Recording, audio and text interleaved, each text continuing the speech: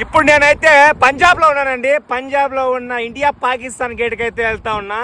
So చాలా హ్యాపీగా ఉంది, సో ప్రౌడ్గా ఉంది. First time India Pakistan gate కాడికి వెళ్తాను. సో మన ఇండియా నుంచి పాకిస్తాన్ వాళ్ళు చూడబోతున్నా అంటే ఎనిమిస్ని.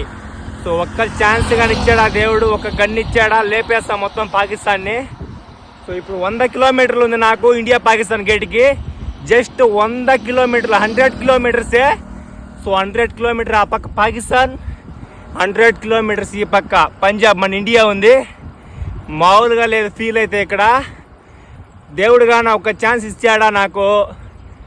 ఒకే గన్నుతో తీసుకెళ్ళి ఇండియా నుంచి పాకిస్తాన్ మొత్తం లేపేస్తా.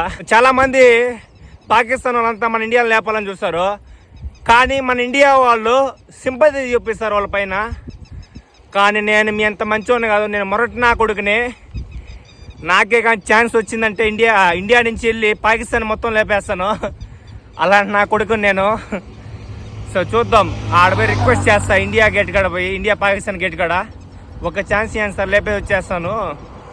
సో చాలా హ్యాపీగా ఉంది ఇండియాలో పుట్టినందుకు. నేను గర్వమైన దేశం అండి మంది.